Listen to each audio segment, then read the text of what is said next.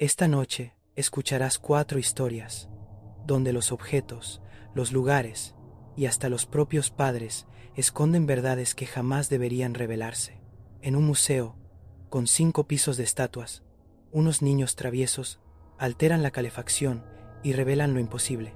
Figuras que respiran, sudan y acechan entre los visitantes, fingiendo estar talladas en piedra.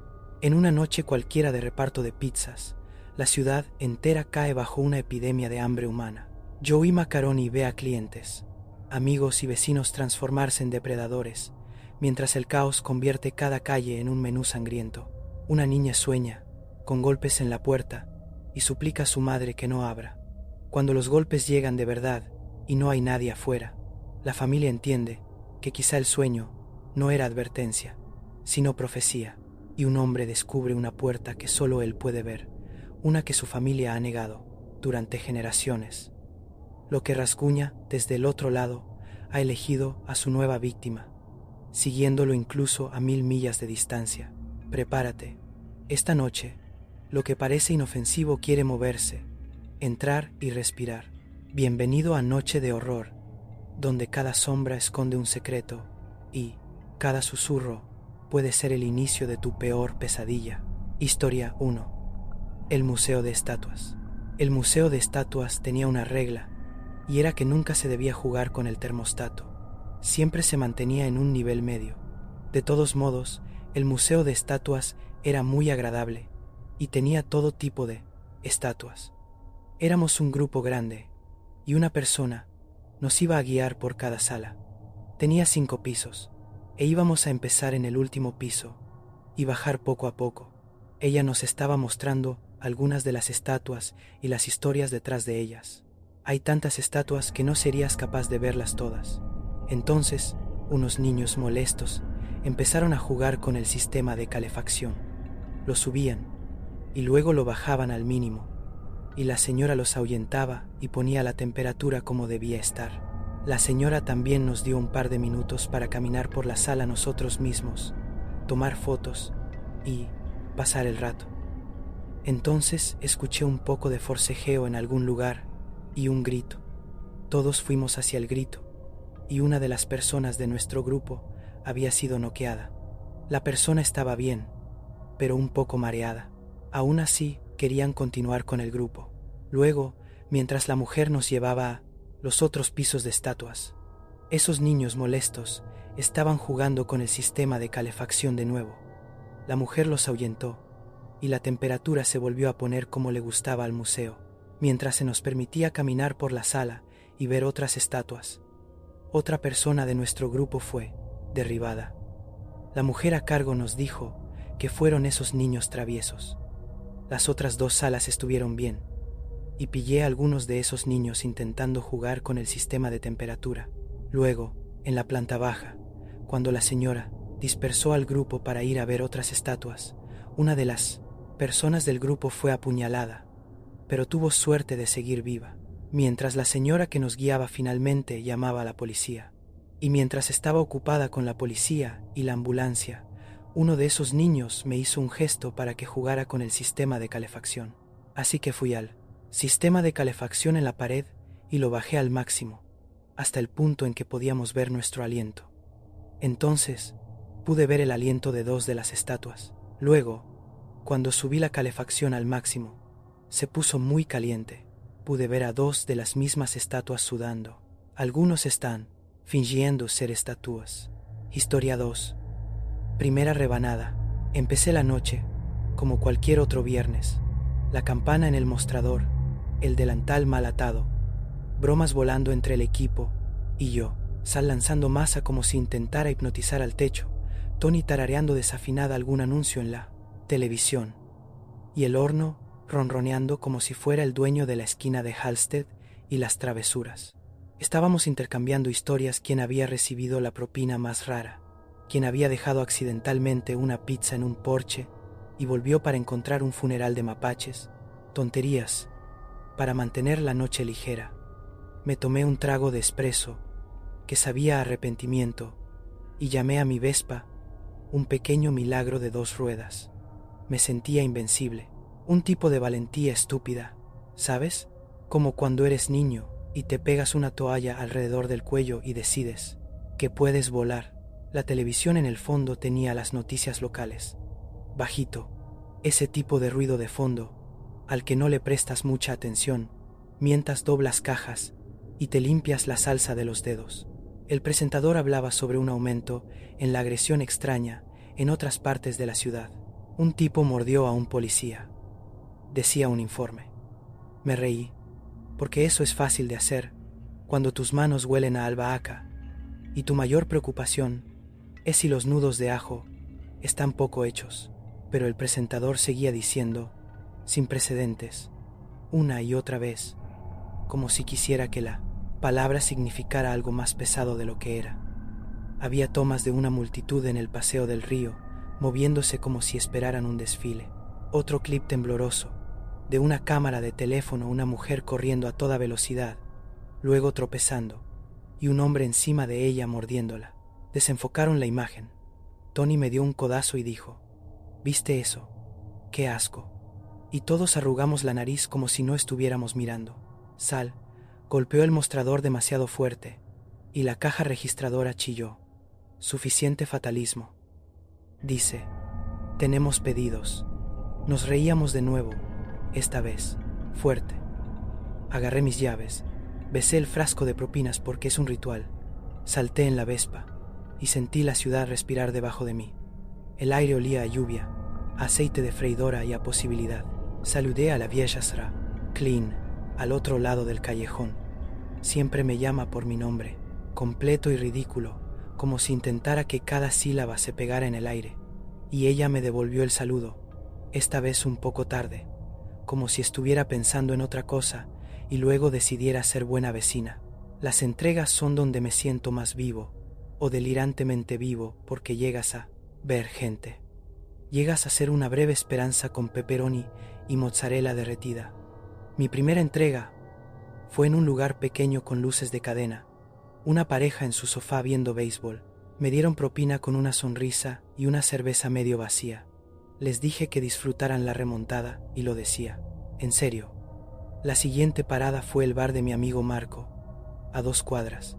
Marco tiene una risa como una campana rota y una sonrisa que te vendería algo que no necesitas. Es un tipo normal, ama los dardos. Me llama Joey Mac como si fuera su primo olvidado. Marco estaba sentado al final de la barra cuando entré, lanzando un posavasos como si fuera una moneda. Me hizo señas y golpeó el asiento a su lado. Hablamos del trabajo, como el horno ha estado fallando, como un tipo sigue llamando, pidiendo un perdón tamaño familiar, y bebimos cerveza barata, como si significara el mundo. Todos en el bar estaban intercambiando los problemas habituales y pequeños triunfos, y la televisión detrás del barman tenía las mismas noticias que en la pizzería. La cara del presentador estaba más tensa ahora. Ha habido múltiples informes de incidentes violentos, dijo. Las autoridades recomiendan quedarse adentro. Salió como una sugerencia, como, tal vez no salgas a correr. Afuera podía escuchar algo, débil, como una radio sonando a través de una pared, una línea cantada. Tal vez. Pensé que era karaoke y me reí. Marco me dio un codazo y dijo, ¿oyes eso? Me encogí de hombros. Probablemente algún fenómeno en el centro, en una borrachera, dije. Chocamos nuestras botellas. Le di una charla de ánimo medio seria sobre cuidar su liga de dardos y no dejar que el bar se viniera abajo. Me guiñó un ojo, se inclinó y dijo, eres el único tipo que sabe cómo hacer el corte de esquina perfecto. Le dije que por eso me pagan con propinas de lástima. Entonces se levantó para abrazar a alguien, un cliente habitual, que había entrado tambaleándose tarde. El tipo agarró a Marco como un hermano borracho. Luego su agarre se volvió apretado de una manera que no pertenecía a un abrazo. Los ojos del hombre estaban muy abiertos, vidriosos, como si estuviera leyendo los márgenes del aire. No lo entendí al principio. Marco se rió y dijo algo tonto sobre ser un blandengue, y entonces el hombre mordió, justo en el hombro de Marco, limpio, eficiente, como un perro mordiendo un filete. Y cuando Marco gritó, sus ojos eran humanos, un latido y algo más al siguiente. Vi cómo la vida se le escapaba, y algo en mi cráneo se volvió lo suficientemente frío como para sentirse como invierno. El bar estalló, sillas volcadas. La gente intentó quitarle al tipo de encima, y 2 de ellos fueron arrastrados hacia esa misma boca horrible. Gritaron no el tipo de gritos que se detienen cuando llega la ayuda, sonidos más profundos y feos, como alguien tratando de toser una tormenta. Una mujer al otro lado de la habitación, que había estado mirando su teléfono 10 segundos antes, se levantó y salió directamente por la puerta, sonriendo. Sus amigos corrieron tras ella, llamándola por su nombre, y ella se detuvo, se giró y extendió la mano con dedos que parecían pertenecer a otra persona. Vi la cara de un habitual que siempre pagaba con el cambio exacto. Se había ido en un parpadeo, un hambre nueva donde había estado su risa. Agarré la pala de horno más cercana, la de madera con harina en el mango que huele a cenas de domingo, y golpeé. Le di al hombre que mordía en la parte trasera del caminar, cráneo, y sonó como una hogaza mojada. Cayó. Ya no necesitaba el nombre de ese hombre. Necesitaba la salida. Tony estaba gritando en el teléfono, y Sal estaba tratando de organizar a la gente como si estuviera tomando un pedido, y la cocina estuviera llena de humo. Gritar, señalar, gente moviéndose. Pero la habitación había cambiado. El aire estaba espeso con el apetito de otra persona, una grasa oscura que se aferraba a tu ropa. Intentamos sacar a la gente en silencio, pero no hay silencio cuando las personas están siendo deshechas frente a ti. La mujer que había salido, sonriendo, estaba en la puerta de nuevo, y estaba llamando como si ofreciera dulces. La gente se giró para seguirla como polillas a una luz de porche. Recuerdo pensar ridículo, desgarrador, que si esas luces fueran velas, ya estábamos en el pastel. Le empujé una pizza a las manos de un tipo, le dije que corriera, y lo hizo, pero luego tropezó con el cordón de su zapato y la noche se lo tragó. Todo fue tan rápido y tan lento, como si cada segundo intentara alcanzar al anterior. No sé cuándo la ciudad empezó a sonar como un animal. La voz del presentador de TV tembló, y luego la señal se cortó a estática. Un tipo fuera de la ventana gritaba que su esposa había salido y no podía encontrarla. Luego ese grito se convirtió en otra cosa, como suplicar por un menú que nunca obtendría. Apilamos sillas contra la puerta y empujé la Vespa por la salida trasera, como si estuviera intentando una acrobacia. Pensé que tal vez podría conducir, tal vez podría salir, tal vez podría llevar a alguien conmigo. Marco estaba en el suelo, y su mano tenía un aspecto fresco, nuevo, como si perteneciera a alguien que había sido reescrito. Lo agarré, parpadeó mirándome, y por un segundo lo vi, realmente a él, la vieja risa de campana, la sonrisa de lanzamiento de moneda, y luego intentó morderme la muñeca. No tenía un plan para eso. He pegado zapatillas con cinta adhesiva, puedo pensar rápido, pero nunca aprendí cómo mantener dentro a alguien que ya estaba fuera. Lo empujé lejos y fue a por el barman. El hombre que había mordido estaba de pie de nuevo y estaba desmembrando a alguien con pequeños movimientos limpios, como un carnicero con una receta. La sangre pintaba el azulejo y el olor me golpeó el estómago. No uso mucho. La palabra impotente es para películas, pero en ese bar, con las luces parpadeando y la TV gimiendo como un instrumento roto, sentí la ciudad sangrar bajo mis suelas. Cuando finalmente saqué a algunas personas, 5, 6, un niño agarrando una jirafa de peluche, una pareja que no podía dejar de abrazarse, nos derramamos en la calle y la ciudad había cambiado de ropa. Las sirenas estaban en algún lugar lejano, como una promesa que alguien olvidó cumplir.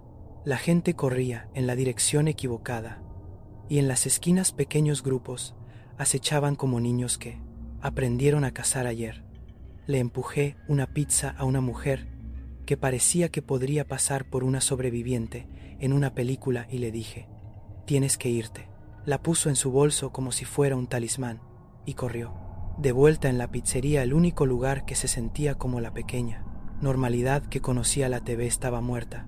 y la caja registradora estaba abierta, billetes aleteando como pequeñas banderas. Sal estaba parado en la puerta con un abrigo sobre los hombros, los ojos muy abiertos y húmedos. Tony había sido mordida. Trató de decir algo y salió mal. Y luego en silencio. Sostuve su mano hasta que ya no era suya para sostener. Usé el cajón de los billetes para bloquear la puerta porque era la cosa plana más grande que tenía. Se sintió inútil y como la cosa más inteligente al mismo tiempo. Todavía estoy aquí. Mis manos huelen a salsa y miedo ya. Algo que podría ser coraje si estiras la palabra lo suficiente. Soy Joey Macaroni, repartidor, optimista idiota. Y si estás recibiendo esto, no pienses que es una comedia de situación, donde todo vuelve a la normalidad después de los créditos. Las calles tienen hambre y no duermen. Vendrán de nuevo. Vendrán esta noche y mañana y al día siguiente.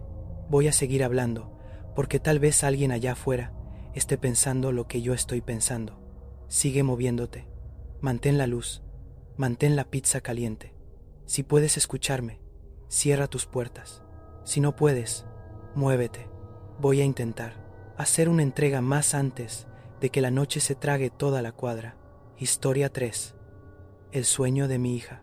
Soy pagana, así que estoy acostumbrada a cosas espeluznantes.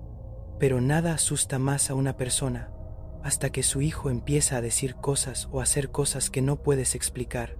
Hace unas noches, mi hija comenzó su rutina matutina, levantándose y preparándose para la escuela, y quería compartir un sueño que tuvo. Ahora bien, ella rara vez tiene sueños, y cuando los tiene, nunca los recuerda.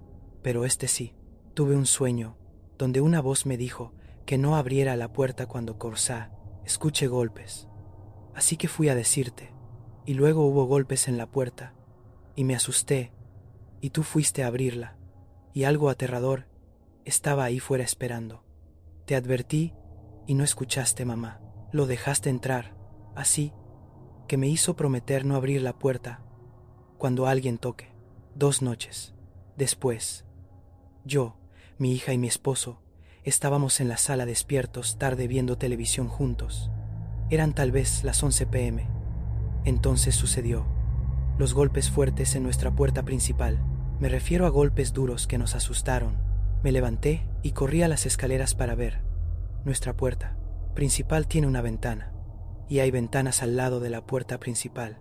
No había nadie allí. Los perros estaban gruñendo y volviéndose locos, así que los dejé salir al patio trasero, y mi esposo y yo salimos al frente para ver quién tocó. Tal vez niños jugando a tocar el timbre y carcido, correr, pero no había nadie afuera, nadie. Caminamos alrededor de la casa, miramos arriba y abajo de la calle, nadie. Así que cuando volvimos a entrar, mi hija me miró con los ojos muy abiertos y dijo: «Mamá, mi sueño». Los golpes en la puerta. Dije que no contestaras ni abrieras la puerta. Abriste la puerta. Así que, si empiezan a pasar cosas raras en la casa por esto, actualizaré.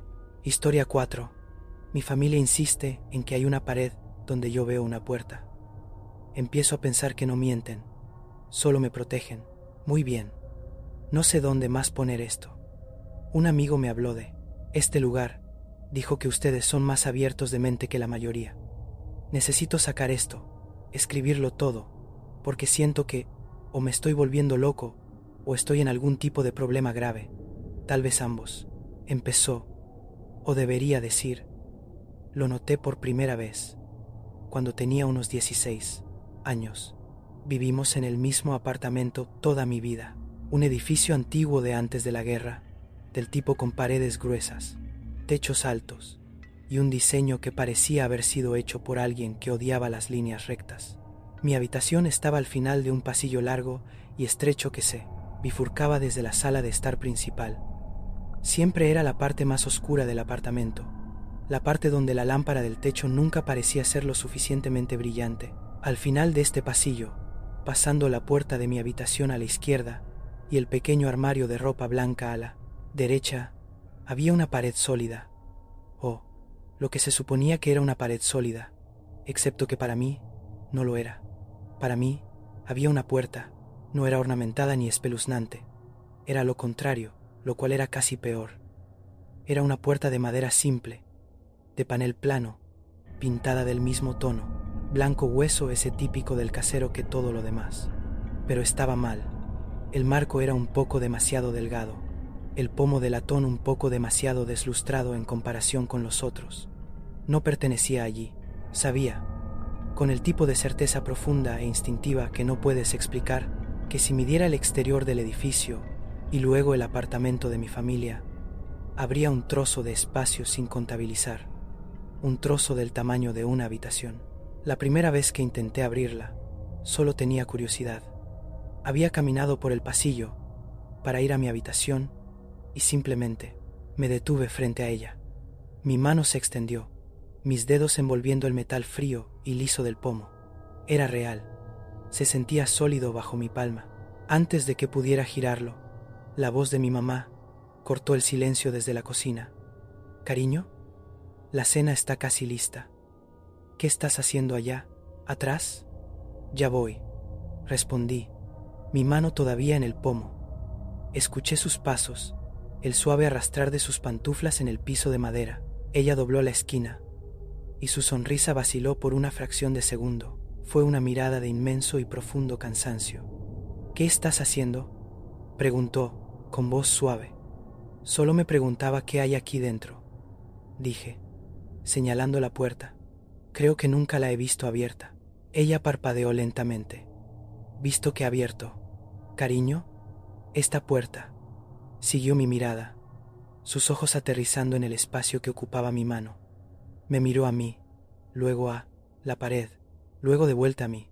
Su expresión era de confusión dolorosa, el tipo que le darías a una mascota querida que de repente hubiera olvidado cómo caminar. «Estás parado frente a la pared», dijo, su voz gentil, pero firme. «Vamos, vamos a comer. Debes estar cansado».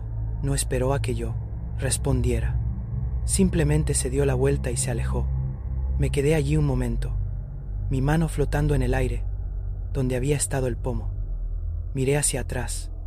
Todavía estaba allí, la puerta, el marco, el pomo. Podía ver las finas grietas en la pintura. Extendí la mano de nuevo y mis dedos rozaron contra el yeso frío y texturizado. La puerta se había ido. Solo había una pared. Sacudí la cabeza, un sudor frío brotando en mi cuello. Me sentí mareado. Debí haberlo imaginado. Estrés de la escuela. Tal vez. Fui a la cocina y cené, y nadie volvió a mencionarlo. Pero siguió sucediendo. Caminaba por el pasillo y allí estaba. La vislumbraba por el rabillo del ojo. A veces me detenía y miraba fijamente, tratando de obligarla a quedarse, para probar que no estaba perdiendo la cabeza.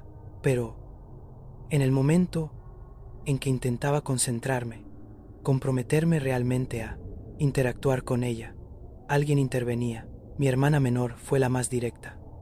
Yo estaba parado allí una tarde, simplemente mirándola, mi corazón latiendo fuerte en mi pecho. Ella vino corriendo por el pasillo, teléfono en mano. «¿Cuál es tu problema?», preguntó, sin siquiera levantar la vista.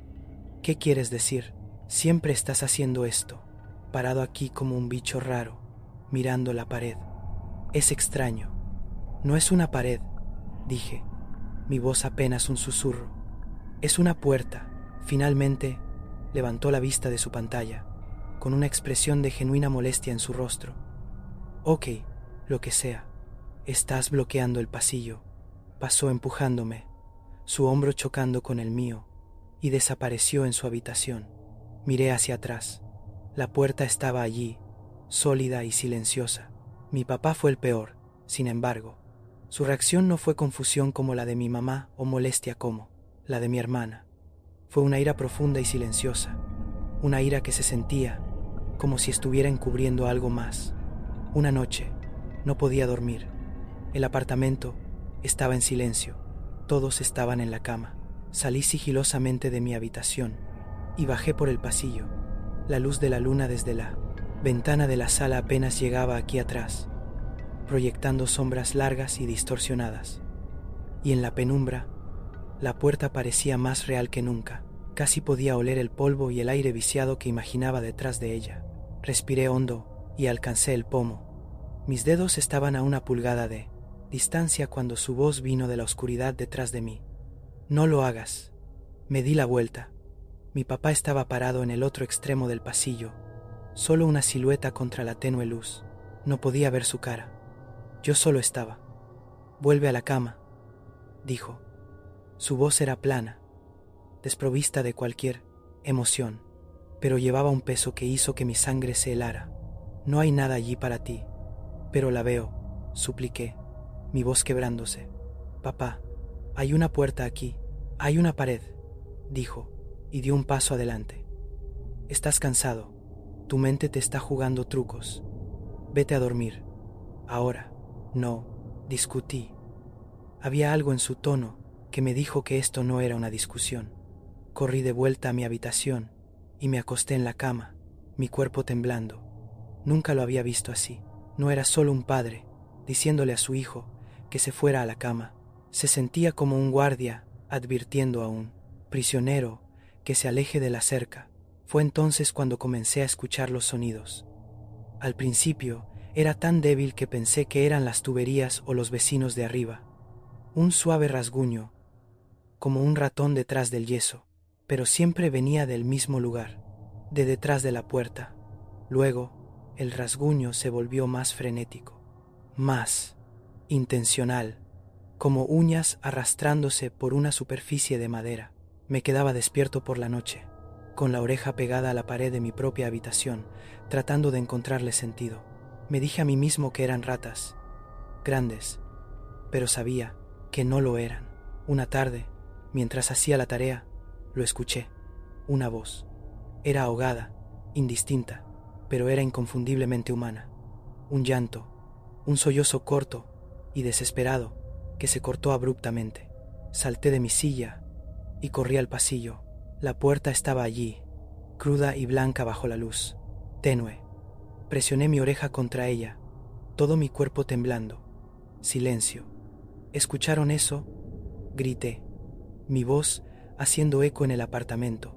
Mi mamá apareció desde la sala, un libro en su mano. «¿Escuchar qué, cariño?», gritaste.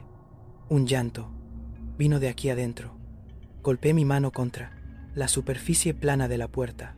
Ella suspiró, con esa misma mirada cansada en su rostro. «No hay una aquí adentro. Es el apartamento del señor Henderson al otro lado de esa pared. Es un hombre de 90 años. Tal vez tenía la televisión encendida. No sonaba como una TV». Insistí. Sonaba como si alguien estuviera herido.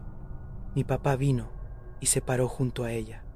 Miró más allá de mí, a la pared, y tenía la mandíbula apretada. «Basta ya», dijo, con voz baja. «Estás asustando a tu madre». «No estoy tratando de asustar a nadie. Les estoy diciendo lo que escuché». Los sonidos se volvieron más frecuentes después de eso. Las súplicas eran más claras. «Ayúdame», susurraba, una voz fina y aguda que parecía filtrarse a través de la madera. «Por favor, está tan oscuro aquí».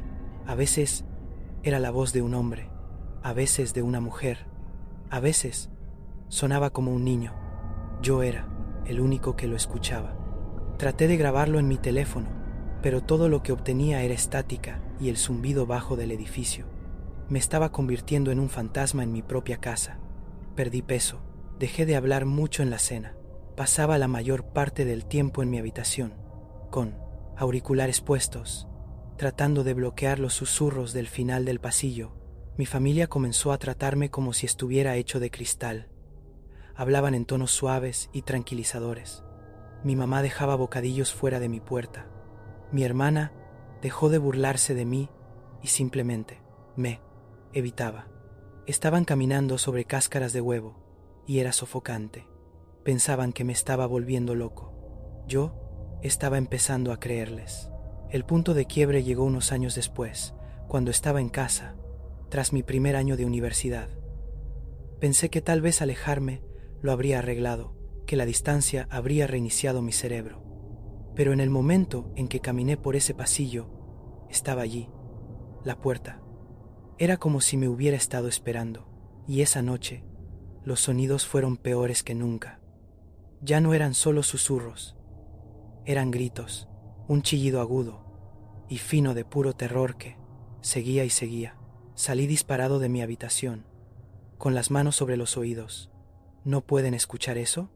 Por el amor de Dios, ¿cómo pueden no escuchar eso? Mis padres estaban en la sala, viendo televisión. El sonido de la televisión estaba completamente ahogado por los gritos en mi cabeza. Mi papá se puso de pie, con la cara pálida. Mi mamá lloraba en silencio.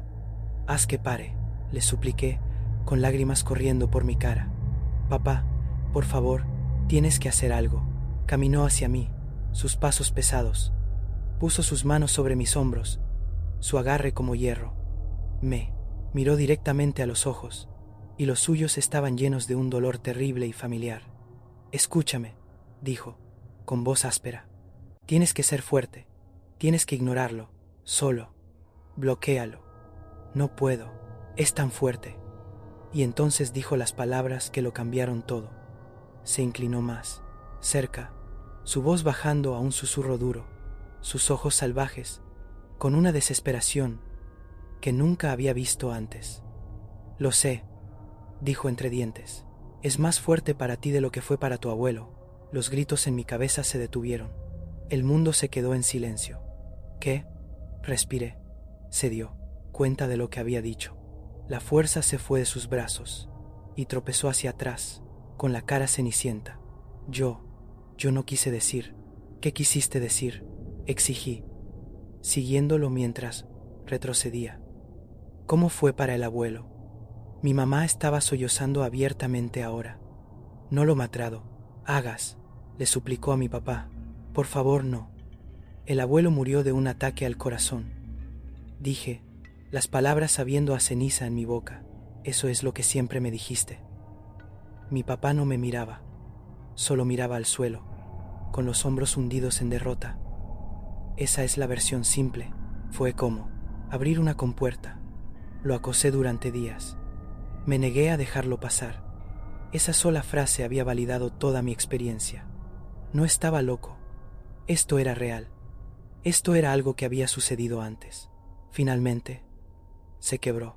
Me llevó al pequeño y polvoriento armario de almacenamiento en la parte trasera del apartamento. Un lugar lleno de viejos registros de impuestos y electrodomésticos rotos. Desde el fondo, debajo de una pila de mantas apolilladas, sacó un pequeño baúl de madera. «Tu abuela me dio esto después de que él murió», dijo, con voz hueca. Me dijo que lo quemara. Nunca pude. Dentro había una colección de cosas de mi abuelo. Fotos viejas, una medalla de servicio, algunas cartas. Y en el fondo, un diario delgado encuadernado en cuero. Pertenecía a su hermano mayor, mi tío abuelo, un hombre del que nadie nunca, jamás hablaba. Llevé el diario a mi habitación y lo abrí. Las primeras páginas estaban fechadas justo después de la Segunda Guerra Mundial. Escribía sobre volver a casa, sobre tratar de encontrar trabajo, sobre vivir con sus padres y su hermano menor, mi abuelo, en este mismo apartamento. Sus primeras entradas eran normales. Hablaba sobre la ciudad, sobre una chica que le gustaba, sobre su frustración con su familia. Luego, el tono comenzó a cambiar. Mencionó el pasillo. 12 de octubre. Hay una extraña corriente de aire al final del pasillo, pasando la habitación de mi hermano. Madre dice que es solo el viejo edificio, asentándose, pero se siente específico. Viene de una puerta que no recuerdo que estuviera allí antes. Es simple, blanca. No parece llevar a ninguna parte según los planos del edificio que padre guarda en su estudio. Mi sangre se convirtió en hielo. Seguí leyendo. 29 de octubre. Traté de abrir la puerta hoy. Mi hermano me detuvo. Se rió y preguntó por qué estaba tratando de caminar a través de una pared. Cuando miré de nuevo, tenía razón. Solo había yeso, pero sé lo que vi. No lo estoy imaginando. Es joven, no presta atención, pero yo la vi. 15 de noviembre. Los sonidos han comenzado. un rasguño. Pensé que era una rata, pero es demasiado rítmico. Y anoche, una voz, una mujer, creo, llorando por ayuda. Le pregunté a padre si lo escuchó, y se enfureció. Me dijo que no volviera a ir a ese extremo del pasillo. Parecía asustado. Las entradas se volvieron más erráticas. Su letra, una vez limpia y controlada, se convirtió en un garabato frenético. Describía los mismos susurros, las mismas súplicas de ayuda. Escribió sobre la negación de su familia, su insistencia en que estaba enfermo, que la guerra le había hecho algo a su mente. 7 de diciembre. Piensan que estoy loco. Hablan de mí cuando creen que no puedo escuchar. Quieren enviarme lejos. Pero no estoy loco. Hay alguien atrapado en esa habitación. Los escucho todas las noches. Me ruegan que los deje salir.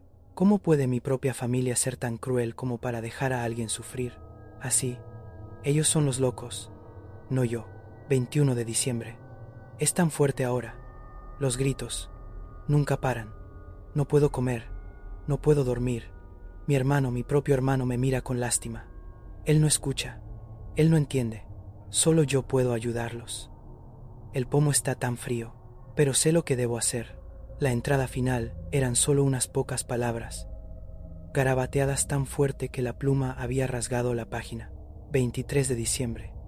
Tengo que dejarlo salir. Debajo de eso, había un recorte de periódico, amarillento y quebradizo, metido en la contraportada del diario. Era un artículo corto. Decía que mi tío abuelo había sido internado en un asilo estatal después de un episodio psicótico violento, en el que había atacado una pared en el apartamento de su familia con un martillo, afirmando que estaba liberando a los prisioneros. Murió en ese asilo 30 años después. Serial. Diario. Mis manos temblando tanto que apenas podía sostenerlo. Salí a la sala, sosteniéndolo como si fuera una bomba. Mi padre estaba sentado en el sofá, con la cabeza entre las manos. Mi madre estaba a su lado, con el brazo alrededor de sus hombros. Levantaron la vista cuando entré. Ya lo sabían. No es una enfermedad, dije, con voz muerta, ¿verdad? Mi padre finalmente me miró, su rostro una máscara de dolor. No, dijo, es peor. Es una cosa, una carga.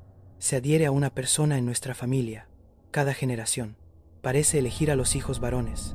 Eligió a mi tío, eligió a mi padre. Y ahora, te ha elegido a ti. Me contó todo. Dijo que su padre, mi abuelo, también había visto la puerta, escuchado los sonidos, pero después de ver lo que le pasó a su hermano, eligió un camino diferente. Pasó toda su vida ignorándolo. Bebía mucho. Era un hombre frío y distante. Vivía en un estado constante de terror controlado, luchando una batalla que nadie más podía ver. El estrés, dijo mi papá, es lo que realmente lo mató. No un ataque al corazón, una vida entera.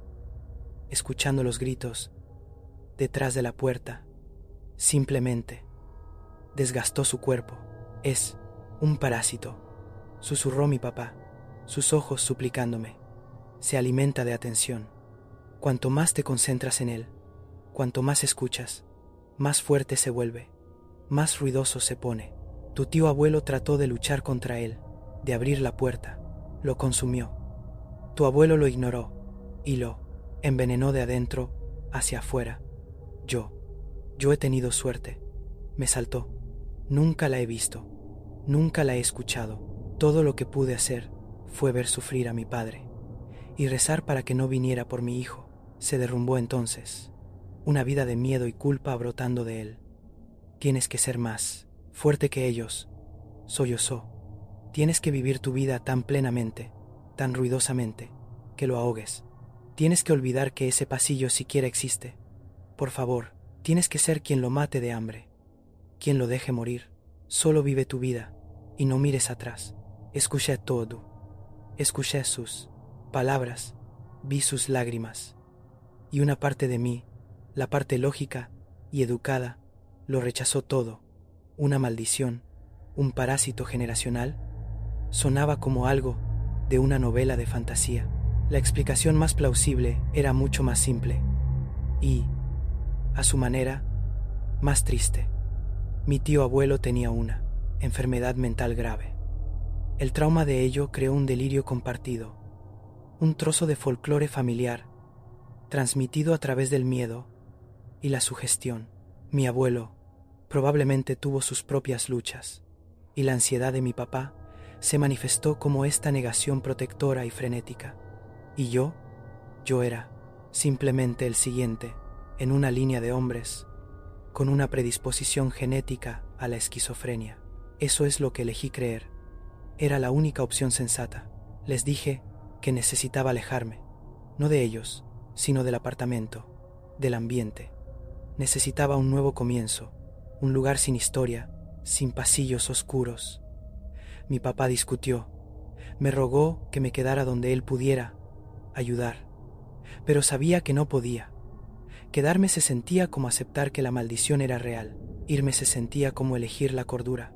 Conseguí un buen trabajo, en una ciudad a 1000 millas de distancia. La mudanza fue un borrón de cajas y despedidas. La última vez que vi a mi papá, me abrazó tan fuerte que apenas podía respirar. Sé fuerte, me susurró al oído. No escuches, mi nuevo apartamento no se parece en nada a mi antiguo. Es un edificio moderno de gran altura, líneas limpias, mucha luz, natural, todo nuevo. Durante los primeros 2 meses fue perfecto. Estaba tranquilo, feliz, maravillosamente tranquilo. Dormí toda la noche, por primera vez en años. Estaba empezando a sentirme normal. Estaba convencido de que había tomado la decisión correcta. Había escapado de la locura familiar. Anoche terminé de desempacar la última de mis cajas. Había instalado mi oficina en el segundo dormitorio. Era tarde, y caminaba de la oficina a la cocina para tomar un vaso de agua. La sala de estar principal es de planta abierta, pero hay un pasillo corto que conduce al dormitorio principal y al baño. Es un espacio pequeño y funcional, un lienzo en blanco, y al final de él, donde se supone que debe haber una pared sólida y sin rasgos distintivos, hay una puerta. Me detuve en seco, el vaso vacío resbalando de mi mano y rompiéndose en el suelo. Es la misma puerta, la mismísima, simple, de panel plano, pintada de un tono de blanco ligeramente demasiado brillante que no coincide del todo con el resto de la moldura. El mismo pomo de latón deslustrado. No era el apartamento. Nunca fue el apartamento. Soy yo. La traje conmigo. Me quedé allí lo que parecieron horas. Mis pies descalzos a solo pulgadas del vidrio roto. Mis ojos fijos en la puerta imposible. Las palabras de mi papá resonaron en mi cabeza. Se adhiere a una persona. Mi teléfono vibró en mi bolsillo. Era mi papá. Un mensaje de texto. Solo comprobando. ¿Todo bien? No pude responder. No podía moverme. Lenta, temblorosamente, di un paso adelante y otro. Me paré ante ella, la arquitectura imposible de mi infierno personal. Podía sentir una corriente débil y fría filtrándose por debajo. Mi papá me rogó que fuera fuerte, que la ignorara, que viviera mi vida y la matara de hambre. El diario de mi tío abuelo probó el costo de intentar luchar contra ella, pero nunca consideraron una tercera opción. No luchar contra ella, no ignorarla, aceptarla. Me incliné hacia adelante, mi corazón martilleando contra mis costillas como un pájaro atrapado. Presioné mi oreja contra la madera lisa y fría. Al principio solo hubo silencio, un silencio profundo y profundo que era más desconcertante que cualquier grito. Mantuve la respiración, escuchando, y entonces lo escuché, un leve rasguño y un susurro, tan cerca que se sentía como si estuviera al otro lado de mi propia piel. Ayúdame. Mi padre me rogó que fuera lo suficientemente fuerte para ignorarlo. Mi abuelo fue lo suficientemente fuerte para ignorarlo, y lo rompió. Mi tío abuelo fue lo suficientemente fuerte para luchar contra él, y lo destruyó. No sé si soy fuerte. Todo lo que sé es que, por primera vez en mi vida, no hay nadie aquí para decirme que pare. Esto fue noche de horror. Si sobreviviste a estas historias, suscríbete, porque lo más aterrador aún está por llegar.